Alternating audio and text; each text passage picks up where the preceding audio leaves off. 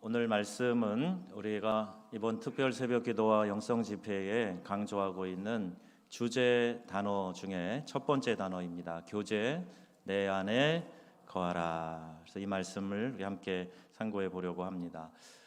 추석이나 설 같은 우리 민족 큰 명절이 되면요, 많은 사람들이 이동을 합니다. 어느 해 경제연구원의 발표를 보니까요, 그 명절에 이동하는 인구 숫자가 3,500만 명이 된다는 거예요.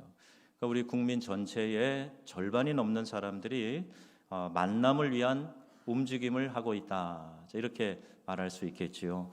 우리나라가 대가족 사회로 살았는데 한국이 갑자기 핵가족화되고 도시 중심의 삶으로 변화되면서 우리나라에 만들어진 아주 독특한 문화 현상입니다. 어떤 여성 사회학자는 고속도로에 꼬리를 무는 긴 자동차 행렬이 마치 어머니와 연결되어 있던 탯줄과 같다, 이렇게 비유하기도 했습니다. 현대인들의 삶의 특징이 있어요. 세 가지 단어로 설명하는데 바쁨, 그 다음에 이기심, 그리고 세 번째가 외로움이라고 표현하고 있습니다. 이 외로움을 달래기 위해서 무엇인가 따뜻함을 느낄 수 있는 곳에 우리가 접속되기를 원하고 있는 거예요. 아니라 그래도, 나는 혼자 있는 게 좋다 그래도 사실 우리 마음의 본성은 좀 따뜻한 곳에 기대고 싶다, 뭔가 좀 따뜻한 공동체 안에서 위로받고 싶다, 이런 마음 가지고 있지요. 지친 마음이 쉼을 얻고 부모와 형제와 친척과 또 오랜 친구와의 사랑을 주고받는 것을 통해서 에너지를 충전하고 싶은 마음을 그토록 많은 사람들이 갈망하고 있다는 것입니다. 사실 개인주의가 심해지면 심해질수록 실상은요, 누구와 접촉하고 싶은 마음이 더 강렬해지는 것이죠. 그리고 접촉의 목적은 사랑을 확인하고 또 그 사랑을 나누고 싶은 그런 본능이 있기 때문에 누군가와 접촉하고 교제하고 싶은 거예요. 왜 우리가 이런 사랑을 갈망할까? 왜 그럴까? 근본적인 이유가 있어요. 그것은요, 우리 인간이 하나님의 형상, 즉 하나님의 이미지로 만들어졌기 때문입니다. 그리고 그 하나님의 형상, 하나님의 이미지를 한 단어로 얘기해봐라. 그럼 뭐라 그러죠?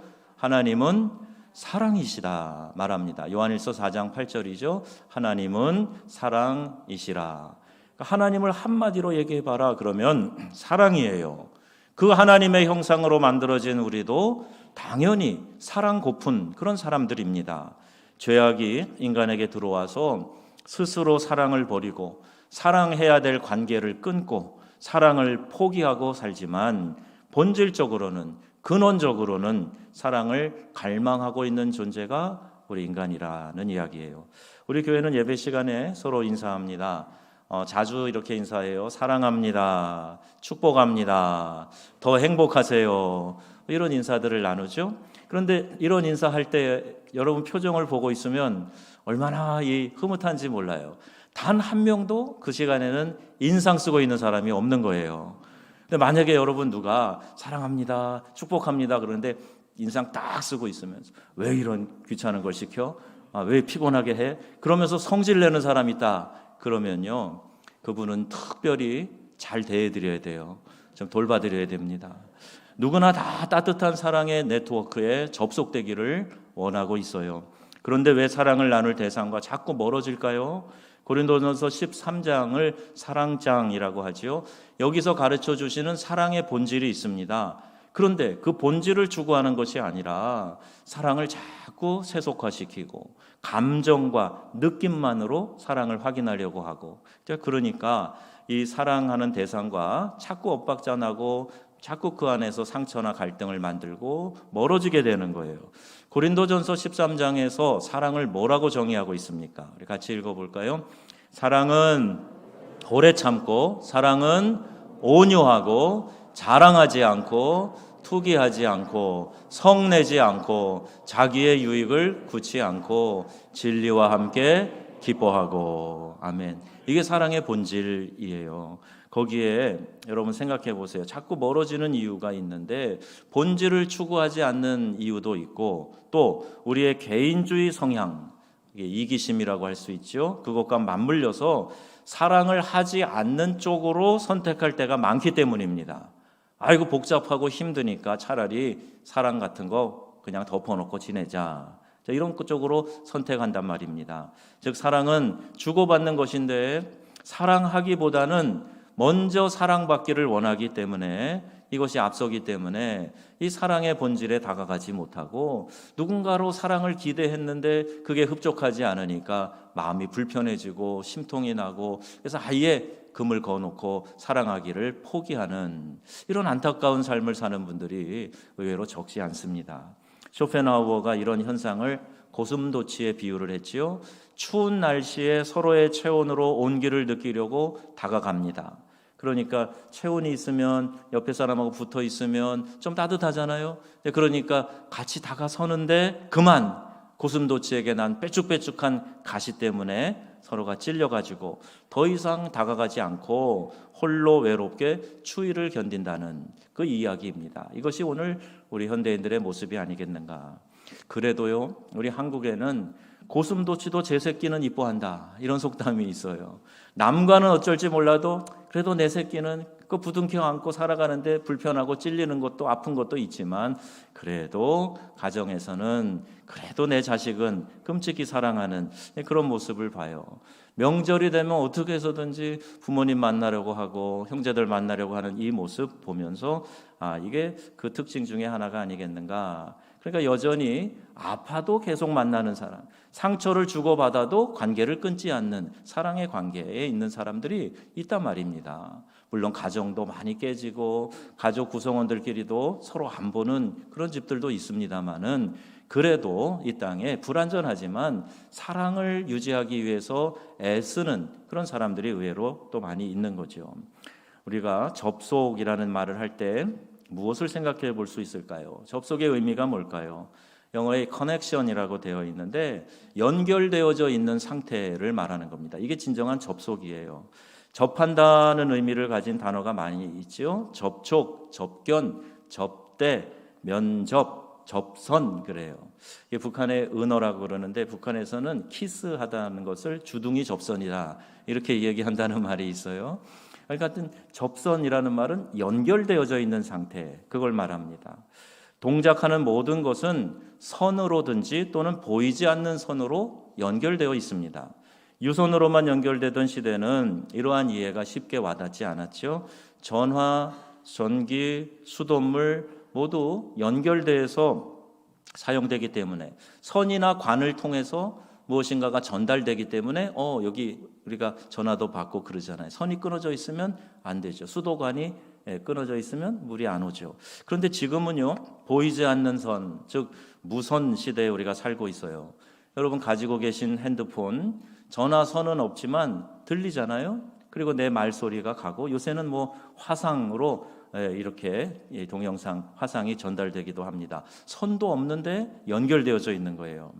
무선 인터넷도 선은 없지만 우리가 이제 WWW, 월드 와이드 웹이라고 하는 이 세계 광역망, 여기에 연결되어서 인터넷의 어마어마한 정보의 바다에 들어가 거기서 항해하는 거, 이것을 우리가 다 경험하고 있지 않습니까? 선이 있고 없고 문제가 아니라 연결되어져 있느냐의 문제예요. 모양으로 이렇게 연결된 것이 보이지 않아도 연결될 수도 있고, 또 이렇게 연결되어져 있는 모양은 있는데 실제로 그 안에는 통하지 않아가지고 연결이 되어 있지 않은 그런 모습도 있습니다. 이 연결 우리가 접속이라고 이야기해요. 인터넷에 접속해야 자료 검색하고 웹서핑하고 그러죠. 이메일 주고받을 수 있어요. 어제 오후 3시경에 카카오톡 회사의 화재로 이용에 이제 큰 장애가 생겼죠. 아마 오늘 아침까지 부분 복구밖에 안 된 것 같아요. 평소에 모르고 사용했어요. 카톡 깔면은 그냥 문자 보내면 가는 거지, 이렇게만 생각을 했어요. 저는 가끔 거기 보면 보냈는데 안 간 경우가 있더라고요. 그래서 나중에 뭐 이렇게 생기고 이렇게 표시가 나오고 그러는데 그거 갔는 줄 알았는데 안 간 경우가 있지만, 그런 경우에는 그냥 어떤 장애가 순간 있을 거고, 지금처럼 이렇게 생각하지 않고 기대하지 않았던 일이 생길 수 있단 말이에요.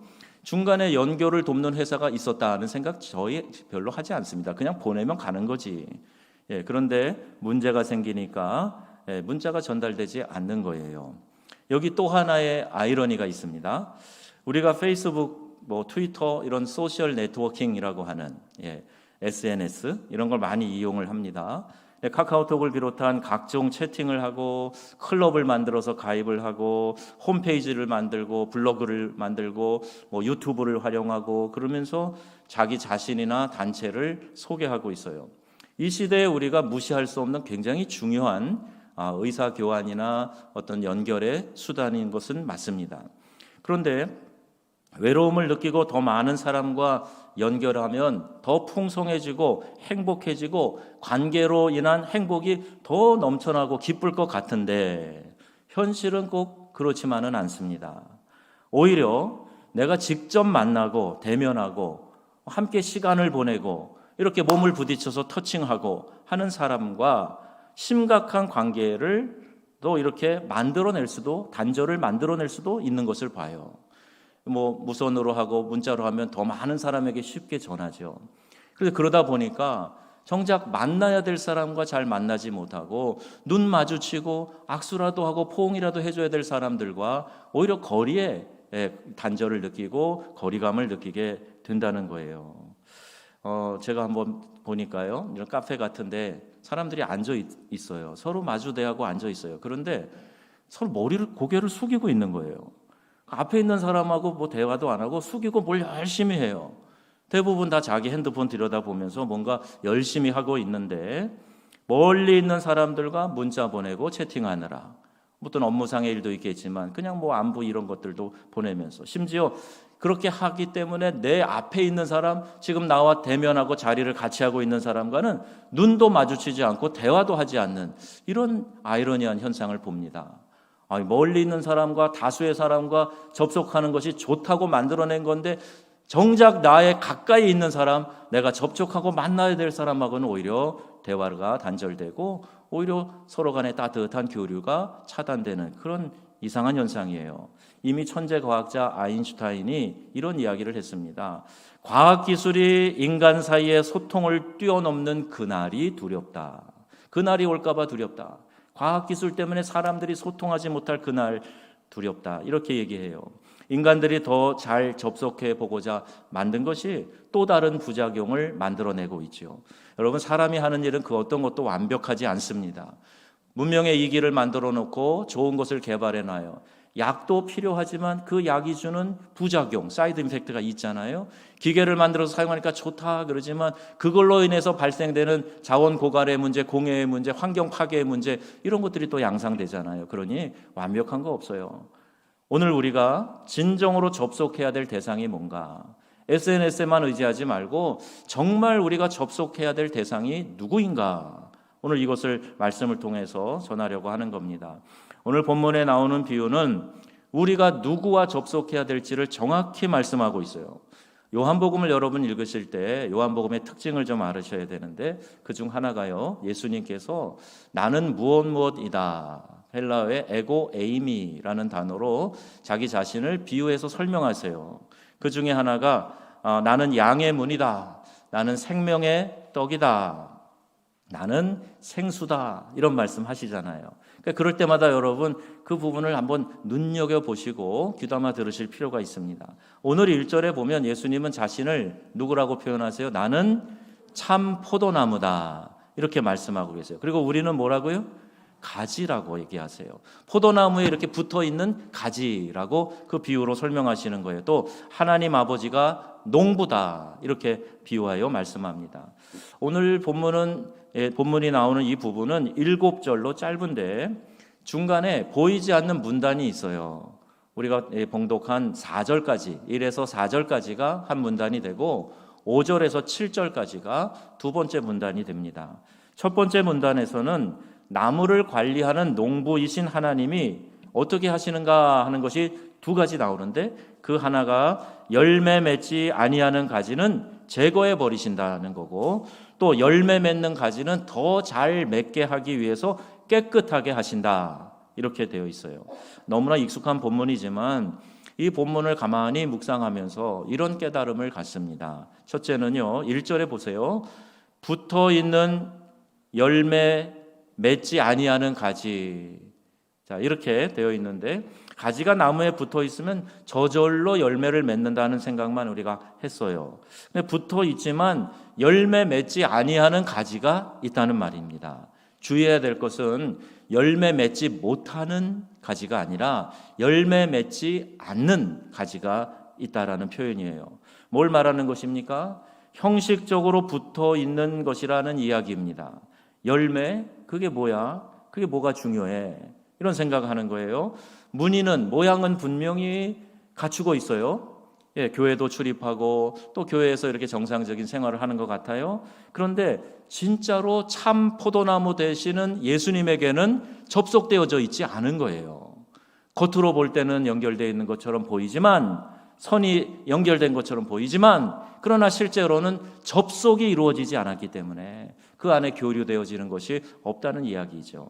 몸이 성전에만 들어와서 성전 뜰만 밟고 그 중심으로 들어오지 않는 그런 성도들, 그런 예배자들이 있단 말입니다. 붙어 있지만 열매를 맺지 아니하는 것은 접속되어 교제를 나누지 않고 있다 하는 것을 말하는 거죠. 선은 연결되어 있지만 접속을 하지 않은 것이래요. 모양은 다 갖추고 있어요. 보면 하나의 나무인 것 같아요. 그런데 나무의 수액이 가지로 전달되지 않는 겁니다. 그 뿌리에서부터 올라오는 수액뿐 아니라 영양분이 가지로 전달되지 않는 거예요. 그래서 가지는요 말라지고 또 가지는요 열매 맺지 못하는 상태가 됩니다.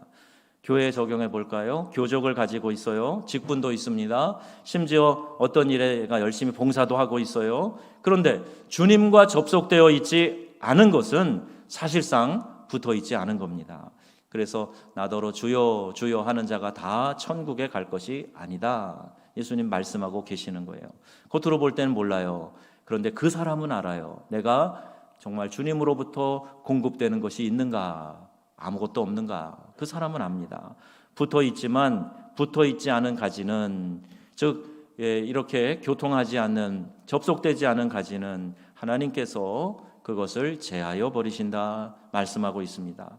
그리고 열매 맺을 수 있도록 나무와 접속이 제대로 되어 있는 가지는 더 잘 맺도록 깨끗하게 하신다 말씀하고 있습니다. 3절에 보면 너희는, 그러니까 이 말을 듣는 사람들이죠. 너희는 내가 일러준 대로 말로 이미 깨끗하여졌다 이렇게 말씀하는데, 어떤 말씀을 듣고 이들이 이미 깨끗해졌는지에 대해서는 정확한 언급은 안 나와 있습니다. 그런데 요한복음이 시간적으로 순차적으로 장이 쓰여졌다는 전제하에 바로 그 앞에 14장에 보면 예수께서 자신을 내가 곧 길이요 진리요 생명이다 말씀하고 계시죠. 그리고 보혜사 성령의 사역에 대한 말씀이 그 앞에 나오고 있습니다. 누구든지 성령이 아니고서는 그리스도를 주라 할 수 없다 말씀하고 있어요. 이들은 지금 말씀과 성령을 통해서 예수를 주로 시인한 사람들이에요. 그러므로 그 사람들은 죄의 권세에서 벗어나서 이미 깨끗해진 사람이다 이렇게 말씀하고 있는 겁니다. 자, 여러분 한번 생각해 보세요. 여러분은 예수 그리스도를 나의 구주, 주님으로 고백하셨습니까? 예수님을 내 마음의 구주로 영접하셨습니까? 그러면 죄의 권세에서 벗어나서 이미 깨끗해진 사람이라는 얘기예요. 자, 그러면 이제 열매 맺는 일에만 집중하시면 돼요. 접속이 잘 되어서 주님과 교통하고 교제하는 일에만 집중하시면 된단 말이에요. 6장 고린도전서 6장 11절 말씀 읽겠습니다. 너희 중에 이와 같은 자들이 있더니 주 예수 그리스도의 씻음과 거룩함과 의롭다 하심을 받았느니라. 아멘. 이 말씀에 해당되는 분이 여러분 모두이시기를 주님의 이름으로 축원합니다. 3절에 깨끗하여졌으니 4절에 내 안에 거하라 말씀합니다. 이제 우리가 깨끗하여졌으니 그 다음에 주님 안에 거하는 삶을 살아야 된다는 거예요. 깨끗해지는 것과 거하는 것에는 차이가 있습니다. 중생의 씻음과 성령의 새롭게 하심을 경험해도 주님 안에서 거해야 열매를 맺을 수 있다는 말이에요. 가지가 스스로 열매를 맺을 수 없음같이 너희도 내 안에 있지 아니하면 그러하리라 말씀하셨어요. 여러분, 내 개인의 신앙의 이력이나 내 나름대로의 신앙의 방법으로 충분하다라고 생각하면 여러분 큰 오해입니다. 우리 주님 안에 늘 거하면서 주님께서 늘 우리를 새롭게 하세요. 우리가 이번에도 새 출발, 새롭게 하시는 하나님, 우리 주제어 아닙니까? 그 하나님을 기대하면서 날마다 새로움의 하나님이 우리의 신앙을 새롭게 하시고 영성을 더 도약하도록 말씀하시는데, 과거에 혹은 내가 하는 방식에 딱 갇혀가지고 조금도 변화하지 않으려고 하면 여러분, 이거는 좋은 교제를 이루고 있는 것이 아니에요. 동맥경화증처럼 혈관이 막혀 있는 겁니다. 성령이 자유로운 사역을 내가 스스로 제한하고 있는 거예요. 앞에 나눈 두 번째 문단이 시작되는 5절은 이런 뉘앙스로 시작되는 겁니다. 자, 잘 들어봐. 다시 반복한다. 나는 포도나무야. 그리고 너희들은 가지야. 그렇다면 그가, 즉 가지가 내 안에, 내가 포도나무인 내가 그 안에 거하면 열매를 많이 맺을 수 있지. 알겠니? 이렇게 말씀하시는 거예요. 명심해라. 나를 떠나서는 너희가 아무것도 할 수 없는 것을, 이 말씀하는 거예요. 여러분, 주님 떠나서 우리는 아무것도 아닙니다 하는 이 고백이 진정으로 있어지기를 바랍니다. 주님과 교통하지 않으면, 주님과 접속되어져 있지 않으면 나는 아무것도 아닙니다. I am nothing. 나는 아무것도 아닙니다. 이 고백이 진짜 신앙 고백이에요. 내가 해오던 방식대로 나는 원래 그래요. 난 이 정도로 충분해요. 아닙니다, 여러분. 주님이 우리에게 말씀하시는 대로, 이끄시는 대로 접속되어져 있는 그곳에서 영양분을 받으며 수액을 받으며 그러면서 계속해서 성장해 가야 아름다운 열매를 맺을 수 있는 거예요. 우리가 진정으로 접속해야 될 대상은 그 어떤 다른 것이 아니라 참 포도나무 되시는 우리 주 예수 그리스도임을 믿습니다. 이걸 늘 생각하셔야 돼요. 엉뚱한 곳에 시간과 노력 낭비하면, 물질 낭비하면 안 됩니다. 접속은 어떻게 이루어집니까? 접속과 비접속에 따른 결과는 너무나 확연하게 달라요. 시간이 지나보면 압니다. 생명의 근원에서 단절되어 있는 거예요. 그러면 금방 시들어 말라버려요. 그러나 연결되어져 있으면 계속 공급받기 때문에 푸르르고 자라 열매 맺게 되는 거죠.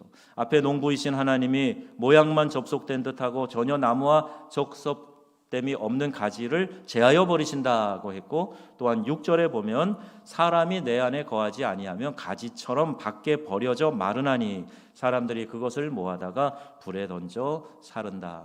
이런 최후 심판에 대한 말씀도 하고 계세요. 바짝 마른 심령은 주님과 접속되어 있지 않아서 그런 것입니다.